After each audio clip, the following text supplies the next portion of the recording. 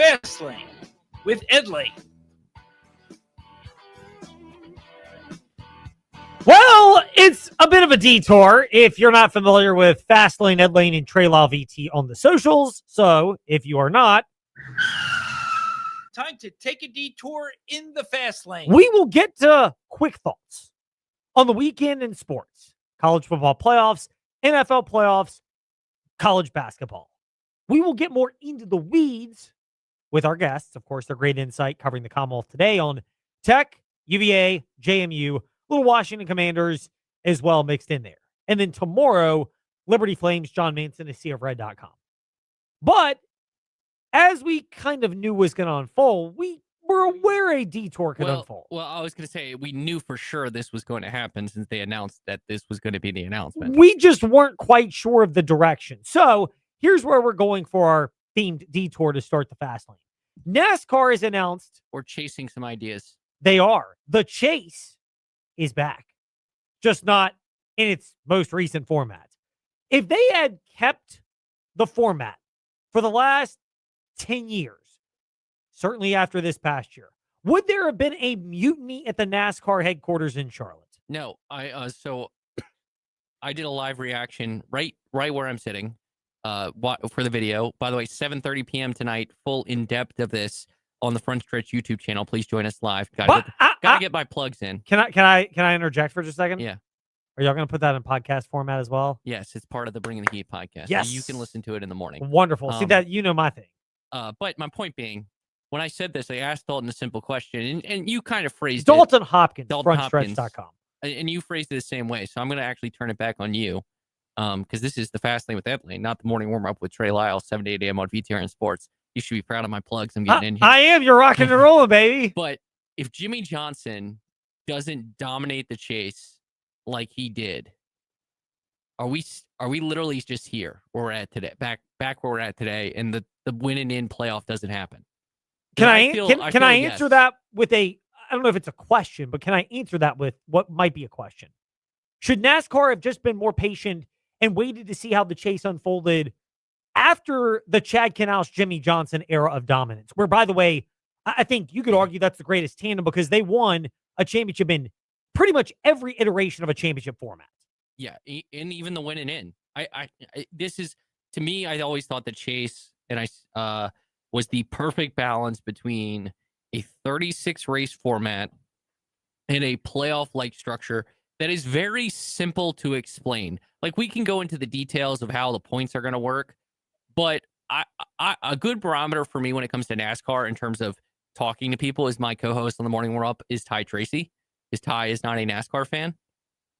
And I always, when I was talking the playoffs with Ty, he would not understand it fully. It's like, why are there eliminations? Why are the state like X, Y, and Z? Why is this, and why can a person who sucks for most of the year get into the playoffs? Like, it doesn't matter. It's simple, and you can explain why, because I'm starting to stampede. But no, you're doing a great job of explaining, and you'll have your own opinions in the morning warm up tomorrow from 7 to 8 a.m. with Michael Massey. With Michael Massey of frontstretch.com. Lynchburg, is he Lynchburg native? No, is that the right way to phrase it? He lived in Lynchburg for a period of his life. Okay. He lives in the same, you can Google this. He lives in the same town as former ODU great. He's from and lives in the same town as former ODU great Justin Verlander. Okay. Well, that's his point of pride, Trey. But NASCAR, I'm with you in this sense. Like, you have to have a format that I can explain to my mom. You can explain to Ty. My mom likes sports and NASCAR. Honestly, you can explain to your, are they 7 now? Twin boys. Yes, they are 7.5 actually. But the casual fan, because like you and I study this. I can explain to my girlfriend Storm Durham. Yes, you and I follow sports for a living, so we're going to understand this. There's a good chunk of our listeners who do care about any sport that we discuss. That's kind of why we carefully select the topics when we do. But there's a casual interest, relatively speaking, for a lot of them. Because these people, most people outside of us, their job is not just to pay attention to sports. They are passionate about it or like it, but they have other jobs. So, and I'm not trying to talk down to anybody as much as explained it. NASCAR got to the point where it's too convoluted to explain. So I'm with the idea of reformatting the chase. I was actually in favor of 12 races in the chase and just chopping it off from 16 to 12 to 8 to 4 and having 4 rounds featuring 3 races. But 4-4-3 hut hike. yes, that is more complicated than the format they announced today. Here's the essence. That's just as complicated as what they had. No offense, Ed. Well, it's almost, except the only difference is it's not the one race determines the champion. It's multiple. But it's still. But I am okay with the new NASCAR format. There's one change I would honestly prefer, but I get it. NASCAR is going back to a 26 race regular season, 10 races in the chase. There will still be the clash. Same as before. Yes, there'll still be the clash at the beginning of each season with Bowman Gray in a couple weeks. There'll still be the duels before Daytona. That is also in a couple of weeks. And there will still be the All-Star race, previously at North Wilkesboro, now at Dover. Those will be your non-points races in NASCAR. Everything else are points races that will be part of the 26 that count. And then there will be a 10 race just dash for the championship. Your point about Jimmy Johnson, and I would throw in the Johnson, Chad Knaus, Hendrick pairing. Best organization in NASCAR history, Hendrick Motorsports. Best, maybe not driver, maybe not crew chief, but the best combination of the two was Knaus and Johnson. And after that, I think you got a much better idea of how exciting the chase could be. It was not 4 drivers competing for a championship. It was often 2. But to me, the pinnacle of NASCAR's different point structure and how the chase could work is good drivers can get better over the course of the season. And it was Tony Stewart versus Carl Edwards. And Stewart, by a literal virtue of winning more races, but the championship race included the last race at Miami, beat Carl Edwards in what I still think you could argue of all the NASCAR playoff formats they've had was the greatest NASCAR playoff format championship. And that is the one where if you're NASCAR, that's your goal to replicate it. You're going to have 16 drivers in the chase. I'm fine with that. Some people want fewer. I'm okay. There will no longer be a win and you're in to the NASCAR points, to the NASCAR playoffs. Honestly, I don't like that. I like the idea of Cinderellas. I understand there may be some drivers that don't win. They get bumped out of the way. But that to me is like bubble teams getting sacrificed at the NCAA tournament. For everyone that makes a run to the Final Four of the NCAA tournament bubble, the majority of them prove in the early going of the NCAA tournament why they were a bubble team and probably not worthy of being in. So can I interject? Yes. I actually am okay with this. I don't know if you saw this part. So a win now is 15 more points between 15 more points than it was. So it's 40 points typically for a win. Now it's 55 points. So that's where the incentivization, I think that's the right word, for winning comes in, is you're going to get 20 more points than second place. And that's not even including the stages, because first gets 55 and then second gets 35. So that's a big 20 points is a big thing, especially when we get to the reset and the difference between first and 16th is 100 points. You basically get more points that could help you in the regular season get to the playoffs when all the points reset. And a good way to think about this is SVG wouldn't have made the playoffs even though he won 4 races last season in the regular season. He won a 5th in the playoffs. But also it also eliminates, I know you like the winning in and the Cinderella, but it also eliminates the Austin Dillon at Richmond situation. And I think ultimately for the long-term part of the sport, winning still matters because the point differential is now so incentivized that winning still matters a lot. But because there's no winning in, we're not getting the farce that was, I hate to say it's 2 Austin Dillon wins, one counted towards the playoffs, one didn't. But that Daytona win where NASCAR messes up and is running green flag racing when it rain shower, and basically he's the lucky one to get through. And the farce that we saw at Richmond where he basically took out 2 drivers intentionally to win a race. So it gets rid of that. And I think ultimately long-term for the sport, it does matter because we also need a situation where, and Steve O'Donnell brought this up, where we're talking about the Daytona 500. We're not talking about the fact that the Daytona 500 winner made the playoffs. Like that's just dumb. I disagree, but I see the point and logic behind that. And by rewarding it with more points, it's not going to be a perfect system. No, Again, this is, I think, the best taking elements of everything and putting it together. You were not going to have a 36 race points And you're series not gonna like have back what in the you had. day. And you're not going to have what you had now. Yes, you were not going to. And there will still be some experimentation for teams that are better off in the points over the course of the season as we get closer toward the NASCAR playoffs. I still imagine that'll happen, but it'll be different. Meanwhile, Trey will have more tomorrow in the morning. We're up 7 to 8 a.m. with Michael Massey of FrontStretch.com. And 7:30 p.m. tonight on the Front Stretch YouTube channel. Please tune in or Be like me and just listen or to the the pod. Front Stretch Podcast Network or Orgy's podcast. Needed to get that in. Okay, meanwhile, After Ed's potentially unnecessary detour, let's get back on the road in the fast lane. if you know of somebody who is driving like they are a NASCAR driver, but they are not professional enough to be pulling that off, there's a high probability that there is something going on there that could put you in a perilous spot. Maybe they're an uninsured motorist. Maybe there's somebody that is inhibited. Maybe there's somebody that just is not practicing safe driving. All of those things are condemned, and none of them are condoned and endorsed by Trost Law. But because that unfortunate reality exists in this world where there are bad drivers out there, you need to know about Trost Law, because there could be a time that comes when somebody does something really bad and puts you in a compromising situation, which is when you would need our friends at Trost Law. Serving our area for, yes, Trey, I'm doing this for you. Not one, not two, not three, not four. But just over 4 decades, since 1982, 777-HURT and TrostLaw.com. Now to other topics in... It's time for Fast Five at Five-ish.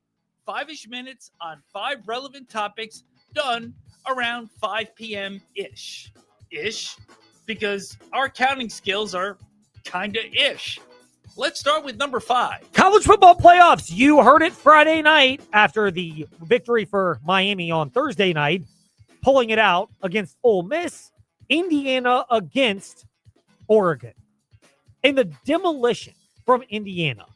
There are a number of big picture angles that we will get to later in the week in the fast lane, including a man who's been on the sidelines and was on the sideline, as you heard on VTRN Sports app and VTRN Sports 93.3 FM this Friday, Quint Kesnick. We might sneak some lacrosse questions in as well, since that season is on the way.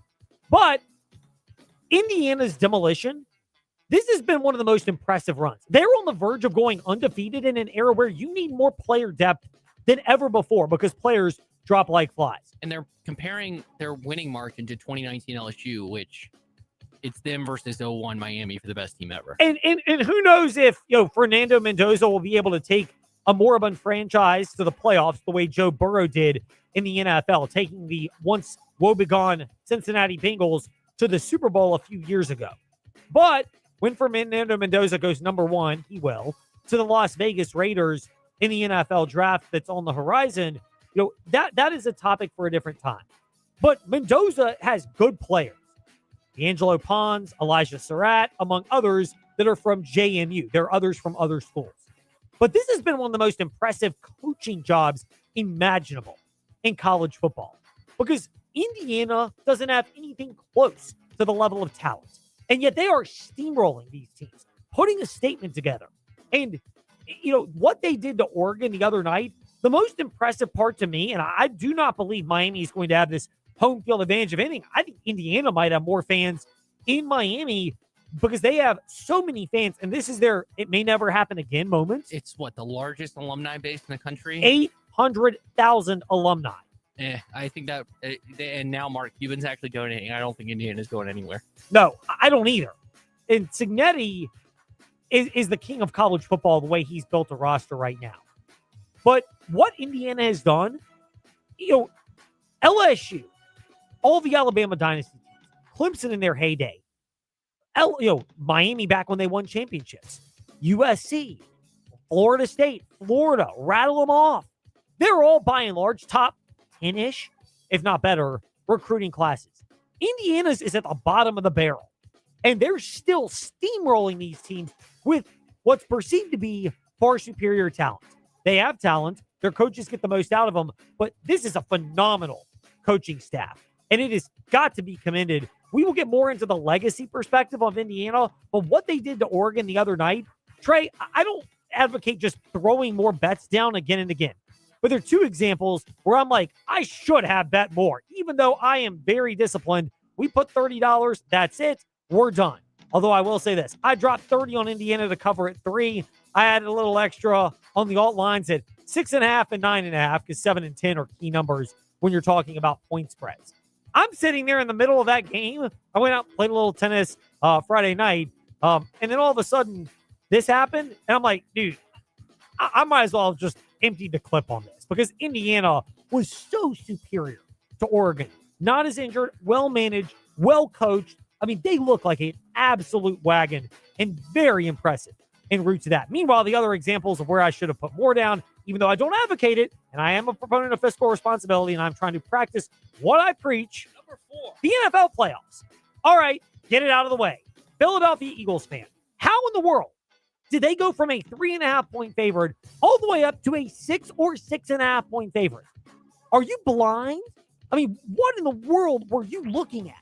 If you watch Philadelphia, I think it was more about San Francisco than Philadelphia because we're literally coming off a performance where I know it was 13-3 was the final score, but that Seahawks 49ers game, which hopefully it's better this time on BTRN Sports, was really like 40-3 what it should have been. Trey, I heard you on the morning warm-up today. I listened back. And guess what? We keep receipts. If you have not listened, you can go check it out as well wherever you listen to podcasts. I concur to an extent with that. But Philadelphia's offense has been atrocious this year, especially in the second half of games. You documented yesterday. They had second half offensive mishaps against Buffalo, at Buffalo, at Dallas, against Denver at home. I'm probably forgetting another one or two where you just sit there and go, what in the world happened? And because of that, and look, I'm not the biggest Kyle Shanahan guy, but I'll tip my cap. He had some phenomenal play calls, including the Jawan Jennings pass to Christian McCaffrey for the touchdown in the fourth quarter. I mean, that was impressive. But you factor that in with what we've seen the rest of the week.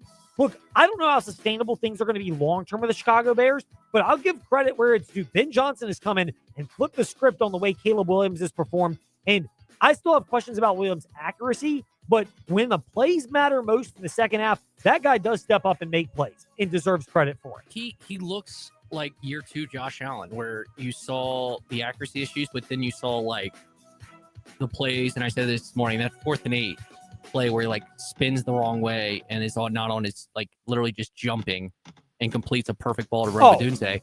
Like 3 quarterbacks in the NFL make that play. Hence why, Ed, I was adamant and I was never giving up on Caleb Williams. Well, I get it. And look, I can see it. He's also benefited tremendously from the right amount of coaching. That's so been does helpful. every quarterback. Yeah, I mean, every quarterback, with Patrick Mahomes be what he is without Andy Reid. Sorry to the Philadelphia fans who hate Andy Reid. I mean, I don't get it, but whatever. But the Bears were impressive. Look, Josh Allen and what he did yesterday, he is putting that team on his back. I think you could argue of the teams that are left in the NFL playoffs right now, that's the least collective group of talent in the NFL playoffs. But Josh Allen is a fantastic quarterback. And was there ever any doubt in the fourth quarter that he was going to make plays when it mattered most? Now, the defense could have let down the Bills. They did not. But you knew he was going to make plays. We saw that. The Chargers, their offensive line injuries, I think similar to Philadelphia in a way, but it finally caught up to them. When you have banged up line play, you can smoke and mirrors your way through the regular season. But when you get into the playoffs, it just catches up to you over time. The other one is the LA Rams. I thought it would be more of a tussle than it was. But, again, in the fourth quarter, who did you trust more? Matt Stafford, and by the way, that was a phenomenal pass for the touchdown and a real impressive catch as well. But who would you trust more? Matt Stafford and Sean McVay combined, or the Panthers, who had that mind-numbing set of play calls where they had all 3 timeouts and didn't work the middle of the field. They just kept taking deep shots down the sideline that were the easiest to defend. It was mind-blowing, the difference in play calling and getting out-coached late in that contest. But I think you're seeing the teams that deserve to move on to the second round, the divisional round of the playoffs, which you can hear Saturday and Sunday on the VTR and Sports app. We got more of that. Meanwhile, number 3, college basketball news and nuggets. We'll get to more of the Liberty Flames next week. But women's basketball, it's a little painful. Had a rough weekend, particularly with what they did on Saturday, on Thursday night over in our spot. And then following that up with another loss yesterday. But if you're looking big picture for the Flames, they lost to Louisiana Tech yesterday, who many perceive to be the best team in Conference USA, at least at the start of the season. I always thought for Alexis Sherrod, they have a lot of talent coming back. Avery Mills is the most notable, but they have some other pieces. But the transition was going to take a little bit of time. Asia Broom as well was going to be somebody they had to replace.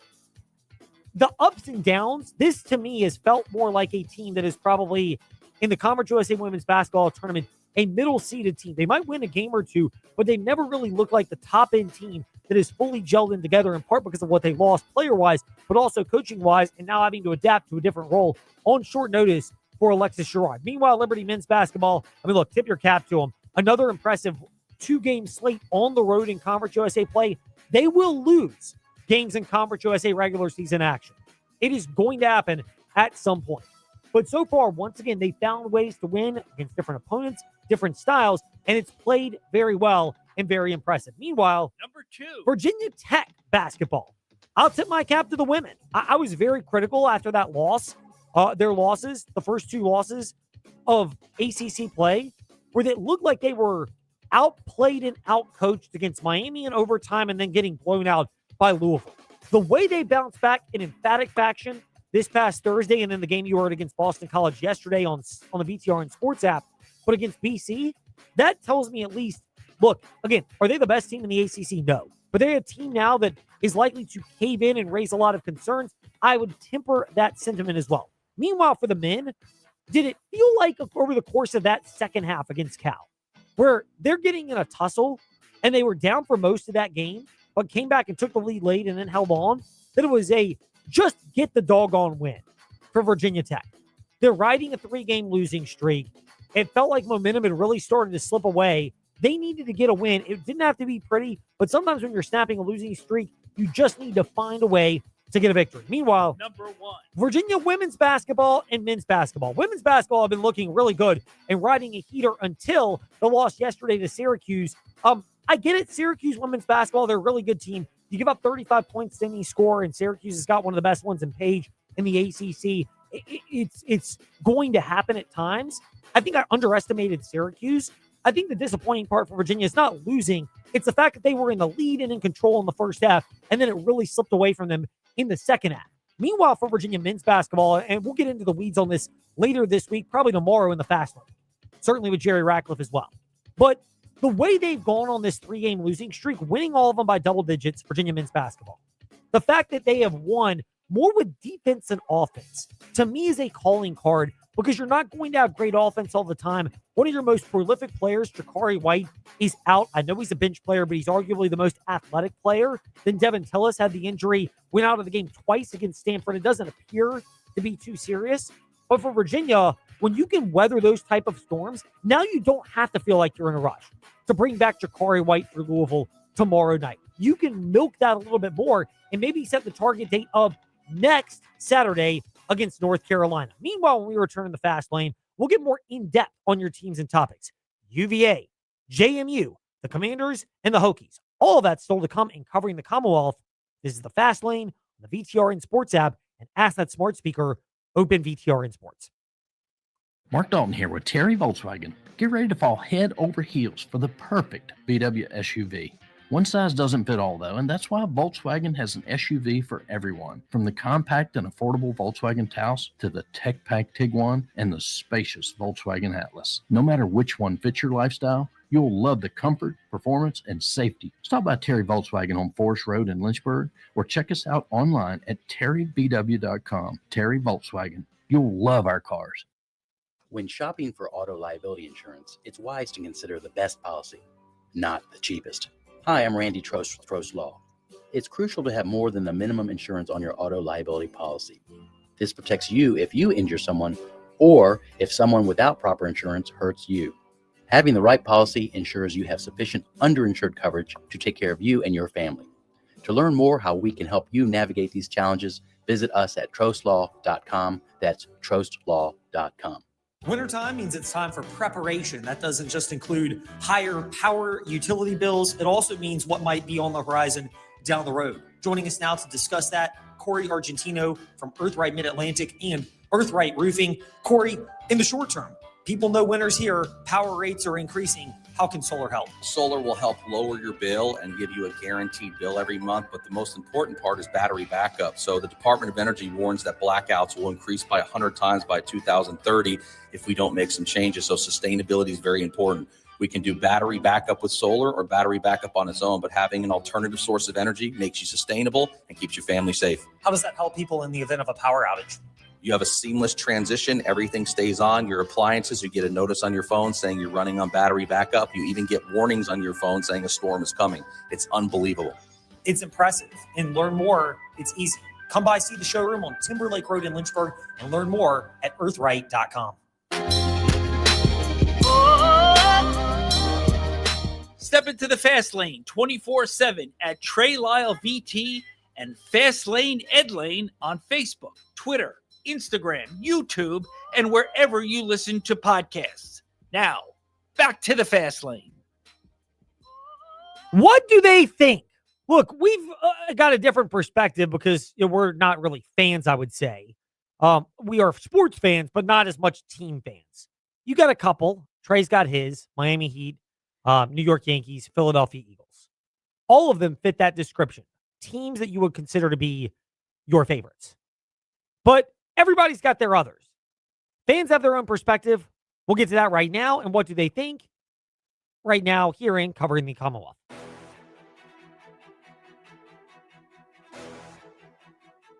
It's time for your teams and topics. Covering the Commonwealth. A look at teams and topics from around the Commonwealth. Let's start with the JMU Dukes. What do they think? Shane Metlin has his finger on the pulse at DNRonline.com. And for better and maybe worse in this case, it's Shane_DNR Sports on Twitter. Shane, what is your general sentiment of how the JMU Dukes faithful, fans, and maybe differently the administration, think of what they're seeing with the Indiana Hoosiers on the verge of being maybe the most impressive run in college football history? I mean, I think for the most part, JMU fans are pretty much embracing it at this point. I mean, there was, I think it was hard to deal with at first when those guys went to Indiana and then they quickly had a lot of success last year. I think at this point, especially since JMU's kind of, I mean, let's face it, getting to the playoff in some ways is almost like the G5 national championship. So I mean, I think that makes it a little bit easier to a degree to kind of watch those guys do what they're doing at Indiana. But I think at this point, most fans, there may be some, snide comments here and there, but I think for the most part, they kind of embraced it. They saw these guys play a few years ago in person, and now they're doing big things.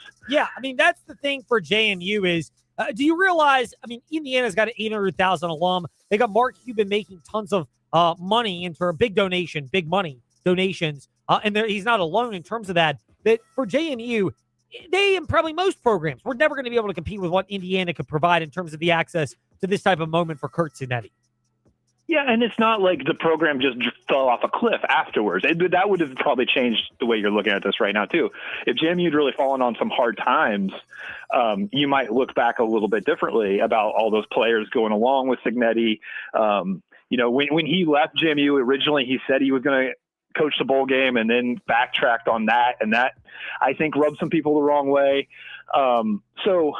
Yeah, I mean, if JMU had all of a sudden turned around and went 4-8 the next year and struggled to get to a bowl game this year, like the outlook would be a lot different, but they've had success of their own.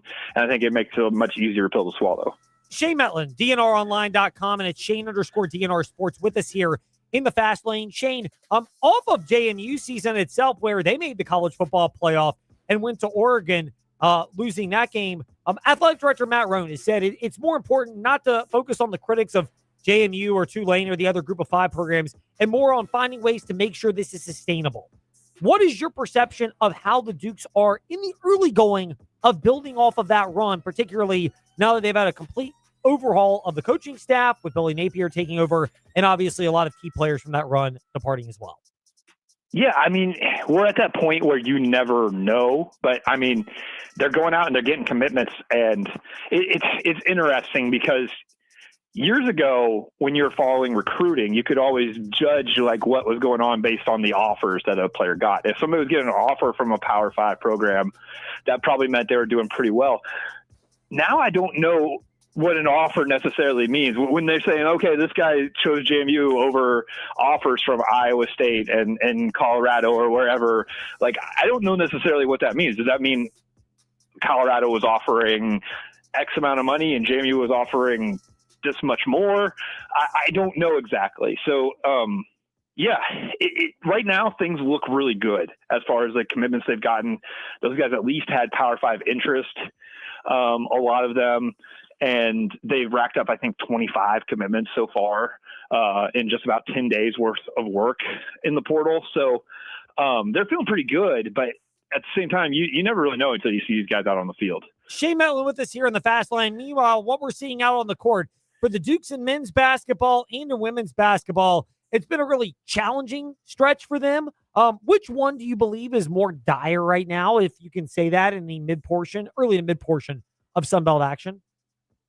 A couple days ago, I probably would have said they both were looking a little dire. But I think the men's probably a little bit more because they're less proven. They have been so inconsistent that I don't know what to expect time in, time out from the JMU men. The women, I feel like maybe they're in a little bit of that, sometimes maybe a little bit of a rut that you can get to in the regular season when you're a mid-major and it's really just going to come down to that tournament for you. But I think the women have the talent and the experience to get together and probably still finish at or near the top of the Sun Belt. Shane Mettler with us in the Fast Lane, DNRonline.com, and it's Shane_DNR Sports. Shane, great to be speaking with you today. Thank you. We'll have more to get to, obviously, when we chat again in another week. All right. Thanks, Ed. Shane Mettler with us here in the Fast Lane. Now to the Virginia Cavaliers. JerryRatcliffe.com. Hootie Ratcliffe is his nickname. He joins us now in the Fast Lane to talk UVA. Jerry, good to be speaking with you. Virginia, am I off base or is there something to this? The most impressive part of this 3-game winning streak since the loss to Virginia Tech is the fact that for a team that has built itself and has played much more of a free-flowing offensive style, they have found a way to win when they've been short-handed without Jakari White and Saturday at junctures without Devin Tillis by buckling down and playing defense as well. Yeah, I think you hit it right on the nose. I think the biggest improvement has been defense. They've really focused on that, something that Ryan Odom and his staff have pinpointed as something they need to do if they want to contend in the ACC, and they've given a good answer. They've really buckled down. The last 3 teams hasn't shot the ball well against Virginia, and the offense keeps on rolling and clicking even without Jakari. Maybe their best shooter, and this most recent game, the win over Stanford Saturday, mostly without Tillis. He was able to play a little bit, but wasn't nearly 100%. So they've worked on defensive rebounding. They've worked on cutting down their turnovers, and they've worked on playing better defense. And I think it's just part of this team getting better and better as the season rolls on. I'm kind of anxious to see what they're going to look like at the end. Yeah, it's exciting. I mean, we won't know until we get to the end for the Virginia Cavaliers, but is the undertold value of this, we've touched on this in the Fast Lane, so we're just looking for confirmation bias, and you can reject that if you wish, but the fact that with Virginia winning these games, even if it's not the right style, it's buying time to allow Jakari White to be more healthy rather than feeling like you have to rush him back, which now they don't have to feel that way, even with tomorrow night's game against Louisville being a challenge. Yeah, that's true. This is going to be a challenging week for sure. They play Louisville and SMU on the road back to back, and both of those teams. SMU's 10-0 at home, and Louisville's 9-1 at home. So, not easy places to win. That's for sure. Both of them are 12-4, and they have good talent. So, the fact that they're missing Jakari and the other guys are kind of stepping up, Sam Lewis in particular, I think it bodes well for this team. I think most Virginia fans would be satisfied with a 1-1 split of those 2 games, but that's a demanding task to take on those 2 teams on the road. But I think we might see Jakari. Well, it's hard to say because I know they said that they wanted to have a smaller splint on his hand where he could use his thumb, and we saw Saturday, the last two games actually, he's had a splint on that leaves his left thumb exposed. So we're not sure how far along he is in being able to get back, but I wouldn't be shocked if he came back in one of these games this week. Hootie, pivoting away from that to football, Chandler Morris, quarterback's eligibility for one more year, it has been denied.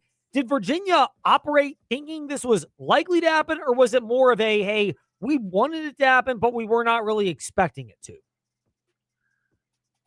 It's hard to say. All they've said, in official comments from the general manager and from Tony Elliott, was that they were hopeful. You can take that as far as you want. That doesn't sound overly promising that they felt like it was going to be a breeze to get him through. He still has options. He can still make an appeal, which I assume he probably has, or is certainly preparing one. And he could go the distance and get an attorney to sue the NCAA like Chambliss has done out at Ole Miss, which I think was filed today or getting ready to be filed. So it kind of left Virginia in a lurch for sure with Danny Kaelin transferring to Nebraska, where Anthony Calandria already landed, which makes you question that decision of Kaelin's. But they have had a couple of quarterbacks in for visits over the weekend. One of them is the former Missouri quarterback, Pribula, who did not play against Virginia in the Gator Bowl. And then we're not sure who the other quarterback was, but they're definitely shopping around and trying to find somebody to fill that void. They're probably going to need two guys, both with experience, because nobody else on the roster really has any valuable playing experience at all, except Cole Gear, who played a little mop-up duty in a couple of games, but as a true freshman. But as we've seen, it's awfully hard for a quarterback to go through the entire season without getting injured. JerryRatcliffe.com is where you get the insight from Hootie, Virginia Cavalier reporter with us here in the Fast Lane. Hootie, thank you so much for your time. It was great seeing you this past Saturday, and look forward to seeing you in another game or two this season. Yeah, it was great having you up. Enjoyed our conversation. We'll see you around, brother. It's always a pleasure to chat with Jerry Ratcliffe when we get a chance to do that. Now to, just for you haters, left hand up the Commanders. A surprise! Is that a reasonable way to clarify and to comment on David Blau being elevated from assistant quarterbacks coach after just 2 years to now the offensive coordinator for the Washington Commanders, someone who has their finger on the pulse? We like to go hashtag present in the press box, although, I don't know. Seawall, as we welcome Madam President of Bowie TV Sports back in the Fast Lane, do you go from present in the press box to now present in the press room when we go to the offseason? Is that how this thing works?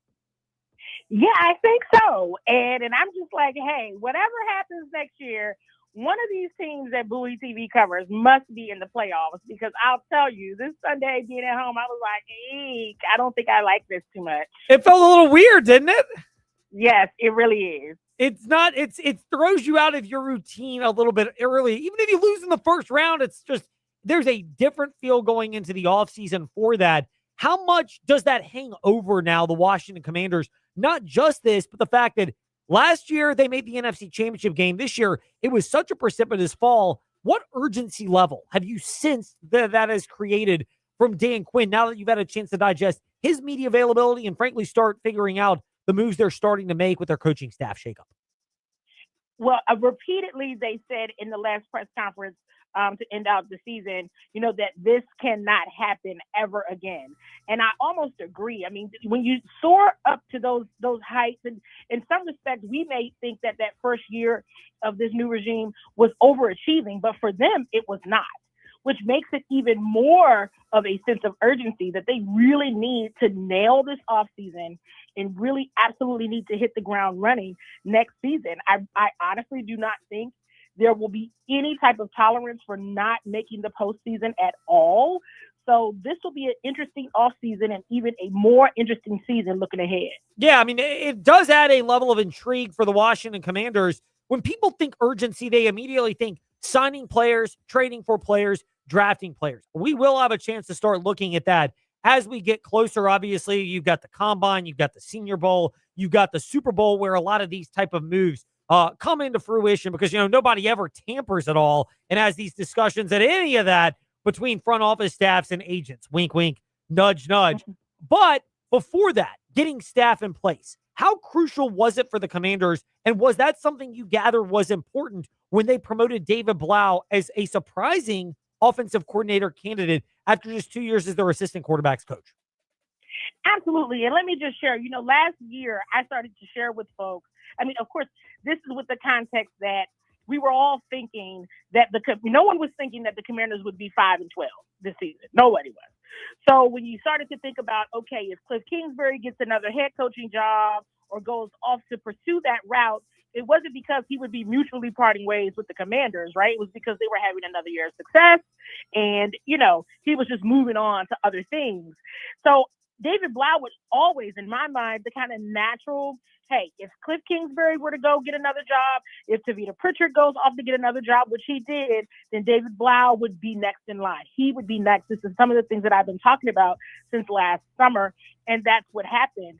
I think maybe, possibly, I don't know this for certain, but I do know as soon as it became public that Dan Campbell was interviewing Coach Blau, or wanted to interview Coach Blau for his offensive coordinator position, I think all the alarms went off in Ashburn and said, hey, we got to lock this guy in because he is a sought after, innovative, creative mind and could definitely be one of those kind of emerging leaders in the NFL. So you believe, and not you, obviously you don't know this, but you believe there was a chance that if Washington did not get to David Blau as the offensive coordinator, someone else saw the potential that he could have been elevated somewhere else, and that's where Washington was like, okay, we got to give this a little bit more urgency.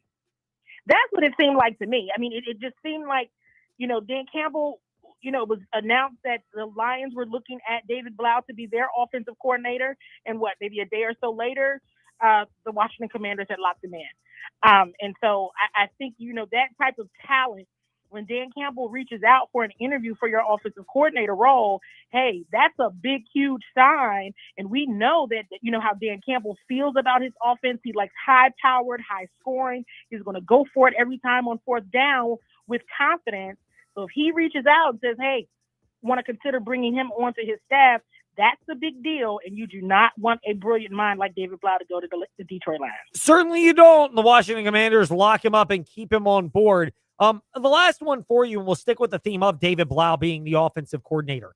Obviously, there's a reason why this opened. It's because Cliff Kingsbury was basically, they didn't want to retain him, and he wanted to look elsewhere, and they needed some kind of a fresh approach offensively. How different do you believe David Blau will be? And does he know that to get the job, he was not going to be able to get it by being a carbon copy or close to one of Cliff Kingsbury?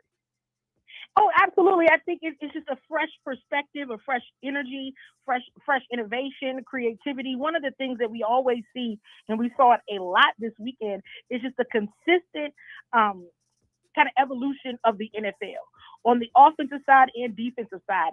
And you have to be as unpredictable as possible. It's like your game plan is almost as good as how unpredictable you can be to the opposing side.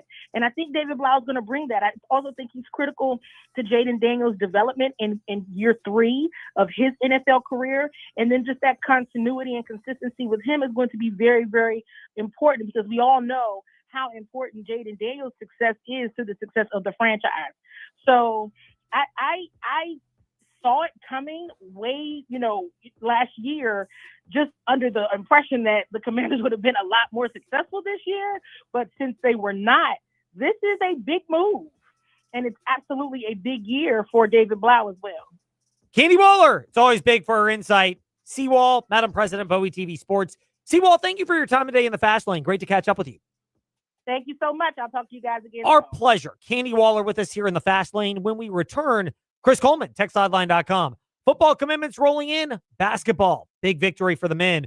Women snapping a losing streak. All that when we return here in the Fast Lane.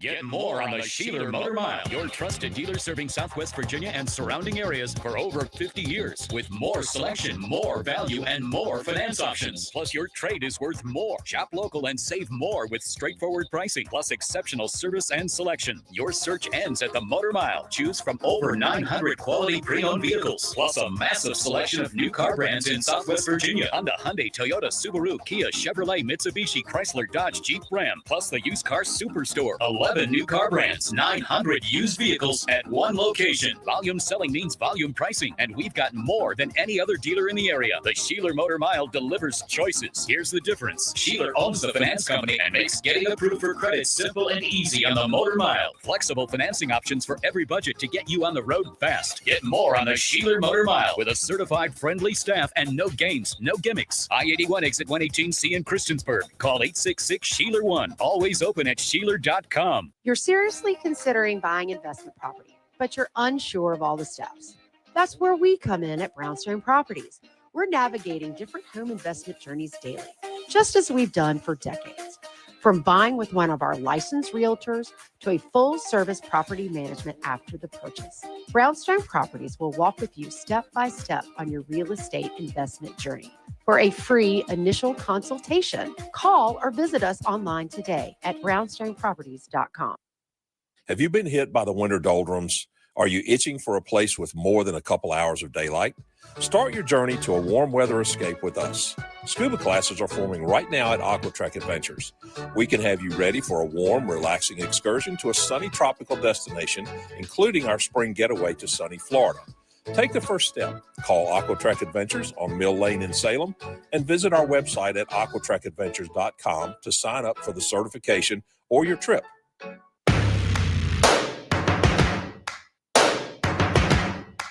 Step into the Fast Lane 24/7 at Trey Lyle VT and Fast Lane Ed Lane on Facebook, Twitter, Instagram, YouTube, and wherever you listen to podcasts. Now, back to the Fast Lane. We'll get Chris Coleman of TextSideline.com on in just a moment here in the Fast Lane to talk some Virginia Tech. Here's a common theme to review when you're looking at the transfer portal additions to Virginia Tech. PSU to VT. Is that the most simple summary of it right now, Trey? That Penn State and Virginia Tech are basically in and a lot of big people. They need it, though.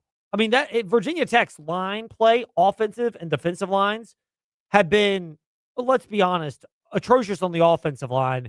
And defensive line, the continual change in expectations and systems put them in a situation where they needed to find some kind of solution and some kind of answer. And, again, we'll get into more of an overview of the transfer portal once they finalize everything. But the thing that kind of jumps out to me for the transfer portal additions from Virginia Tech, at least in the early looks of it, and it would make sense when you're talking about the players that Penn State recruited, had, and brought in with James Franklin, is players that have untapped potential and upside. There are a lot of players that had the 4 or 5 star designation, and yet it never materialized. Because of that, it shifted away from Penn State keeping them to Virginia Tech taking a flyer on them. And there are probably a number of factors that are worth considering. There are a number of younger players from Penn State to Virginia Tech. More proven players had a chance to get paid, and frankly, a lot of the more proven players from Penn State are either exhausting eligibility or players that were good enough where they now have a chance to go on to the next level. Yeah, I was going to say this was going to be an all-in year for Penn State, so you're getting essentially the next core iteration of Virginia of the Penn State team at Virginia Tech for the most part. Most part, like i.e. Ethan Grunkemeyer and Luke Reynolds, and they're so on and so forth. And also clearly, as much as we joke about Penn State to Virginia Tech, well, we're also getting Iowa State to Penn State. The true team getting screwed on this is not Penn State, it's Iowa State, because in the cycle of this, you have all the Penn State players going to Virginia Tech, and then you have all these Iowa State players, like Rocco Beck, for example, going to Penn State because following Matt Campbell. Yeah, I mean, that's a great point about I don't know if you call it the law of the transitive property, but the nature is when you bring in a new coaching staff in college football and college basketball, like this was I'm going to go back into the day for a second here in the fast lane. But when Memphis lost John Calipari to Kentucky, Memphis actually, this was back when Fred Smith was around, RIP to the founder and former CEO of FedEx. But Memphis was going to pay Calipari more money to stay at Memphis than he would have gotten from Kentucky. But back in the day, Kentucky had a greater allure, and we're going to talk above board here. Let's wink, wink, nudge, nudge. This is Cal we're talking about. But Memphis was a harder place to recruit than Kentucky if you were playing by the rules. Code for the NCAA was more likely to sacrifice Memphis for breaking the rules because they weren't a big brand than they were Kentucky for being a big brand, if you get the drift. Now, it doesn't really matter. And again, I'm not saying you can't win at certain spots, but if there's anything that we've seen, look at the world in which we live. I know they're not native to our area, but Nebraska men's basketball is doing better than Nebraska football. And Indiana football is on the cusp of doing something Indiana basketball has not done in decades. And they are the deserved favorite over Miami in a game you'll hear next Monday night right here on VTR in Sports for the national championship. Look, this is the world in which we live. And one of the big reasons is players follow coaches. Indiana, obviously, is an example of this. 13 players. I could be off by that, but at least 13 or so players followed Cignetti from JMU to Indiana. Obviously, they perform well and could play. Made the playoffs last year. This year, some of them like Surratt and Pons are still around, and they're competing for a national championship. Like, this is the era. So the higher up you go, you can bring in qualified coaches, but you can also bring in a lot of the key players. And they may not be the players that are going to get you over the top, but they're the type of players that can help stabilize and set the floor for what a coaching staff is. And the floor for Virginia Tech right now needs to be better talent than they had previously. Like that is, if anything, for Virginia Tech, ironically, one of the biggest shortfalls of many in the Brent Pry era. Charismatic, but undeveloped talent. Franklin, at least, could take talented players with upside, and not all of them panned out, but enough of them did to where they were able to perform at a high level, and you're banking on that if you're Virginia Tech. And I think you hit the nail on the head, Trey. It's the biggest losers, maybe it's Washington State, because Tech pulled Franklin from Penn State.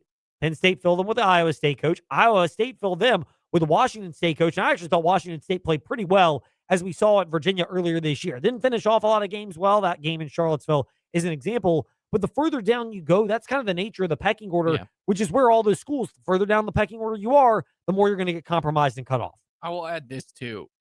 You mentioned the talent upgrade. You're getting a souped up version of what you're basically getting the Brent Pry hire, but actually getting what you wanted. Like the reason why all the reasons why you hired Brent Pry is why you hired James Franklin. And I actually don't think Pry did necessarily a bad job. I think it was a mix of poor coordinators, hires at the start, and improper investment. Because if you actually look at some of the talent he started to bring into this roster, like the players they're keeping, and even the freshmen that played this season, like it shows. I mean, for example, I know it was at somewhere else, but like he got Monsoor. Like, look at a Monsoor Delane. He was he was a consensus All-American. Like, that was someone they found, they developed, and then he became a weapon at LSU. Like there are certain players, and now that they're probably not going to be your players that you develop in year 2, year 3 are not going to get plucked, like a Monsoor Delane, for example. And I think the best way to look at the talent infusion is I think On3 does a really good job, and I'm not here to shout out all the recruiting services because I also like the 247 content as well, but On3's transfer portal ratings is different than 247's because On3 includes the talent that goes out. So it's a mix. So Virginia Tech is third, meaning they are naturally, the number on the talent in is bigger than the talent going out. Meaning, yes, you might be losing players, but theoretically the talent coming in is better. And that ultimately is is what is a good sign. Yeah, I mean, ultimately, that's the type of step you need. Is you need to import enough good talent coming in, and for Virginia Tech, the goal, and I've heard this mentioned, is you really would like to be able to compete at the top of the ACC in 2027 because the schedule's easier. They got enough 8-4 next year. Theoretical road games. I don't put it past, though, Virginia Tech. That's the bar. Yeah, but I don't put it past Virginia Tech to play better than that. This is the ACC about whom we're talking. I know. When Chandler Morris rolls out there for Clemson, did you hear my theory on that? Yeah, or your theory. I don't Okay. think you're all base. I honestly think he and Trinidad Chambliss are kind of tied at the hip. I also think 7 years is a little too much. Oh, I definitely do. I mean, look, I love Trinidad Chambliss. I think the story's great. He's at least his case is way better than actually like Morris, who's played at this level for 7 years, whereas Chambliss is looking for a fifth year or sixth year. 6 year. I mean, but still, at some point, enough is enough, and it's where you want to tie it in. But the nature of college athletics is if you can bring in this much talent to Virginia Tech and you start hitting on a number of pieces, this is the ACC that we're talking about. This is not the Big Ten, or, I guess you can still say it, the SEC. I don't know, we're in danger of not being able to say it as compared to what it was, but this is the ACC. There's some bad bottom feeder teams, and even teams that on paper should be good, Clemson, that routinely have underachieved now. There are a number of those. So it's reasonable that you might be able to pull a surprise when you were not expecting it. Meanwhile, surprise, we'll come back tomorrow in the Fast Lane. No surprise, it's just good guests tomorrow in the Fast Lane. So join us 5 to 6 p.m. VTR and Sports App 93.3 FM. Thanks for listening to the Fast Lane on VTR and Sports 93.3 FM W227 BG Timberlake and 1320 AM WVGM Lynchburg.